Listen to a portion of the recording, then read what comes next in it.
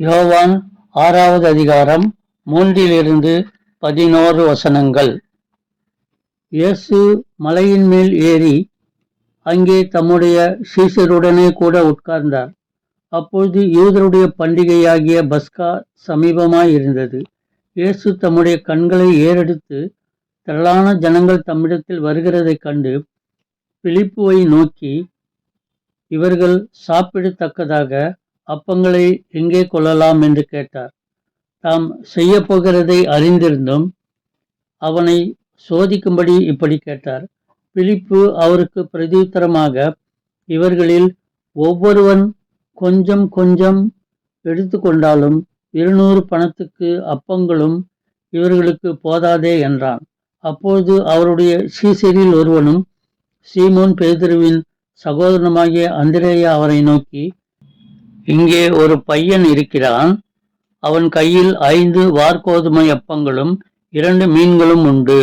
ஆனாலும் அவைகள் இத்தனை ஜனங்களுக்கு எம்மாத்திரம் என்றான். இயேசு ஜனங்களை உட்கார வையுங்கள் என்றார். அந்த இடம் மிகுந்த புல் உள்ளதாய் இருந்தது. பந்தியிருந்த புருஷர்கள் ஏறக்குறைய 5000 பேராயிருந்தார்கள். இயேசு அந்த அப்பங்களை எடுத்து ஸ்தோத்திரம் பண்ணி சீஷர்களிடத்தில் கொடுத்தார். சீஷர்கள் பந்தியிருந்தவர்களுக்கு கொடுத்தார்கள். அப்படியே மீன்களையும் அவர் எடுத்து அவர்களுக்கு வேண்டிய மட்டும் கொடுத்தார். மேலே குறிப்பிட்டுள்ள வசனங்களில் ஒரு சிறுவன் செய்த செயல் அநேகம் 1000 பேர்களின் பசியை போக்கினதை பார்க்கிறோம். அந்த சிறுவன் இயேசுவின் உபதேசத்தை கேட்க வெகு தூரத்திலிருந்து வந்தவன் போல் தெரிகிறது. அவனுடைய தாயார் அவனுக்கு பயணத்தில் பசி எடுக்குமே என்று சொல்லி 5 வாற்கோதுமை அப்பங்களும் 2 வறுத்த மீன்களையும் அவனிடத்தில் கொடுத்தார்கள்.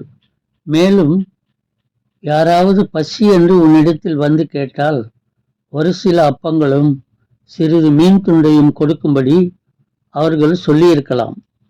ஆனால் அந்த சிறுவன் இயேசுவின் உபதேசத்தை கேட்டதுமல்லாமல் தன்னிடமிருந்த 5 அப்பங்களையும் 2 மீன்களையும் கொடுத்து விட்டான்.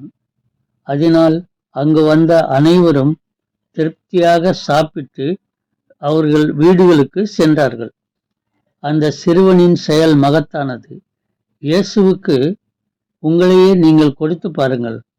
நிச்சயமாக இயேசு உங்களை உயர்த்துவார். நீங்கள் சமாதானமாகவும் மகிழ்ச்சியாகவும் வாழ்வீர்கள். தேங்க்ஸ் ஃபார் வாட்சிங். Like, share, subscribe.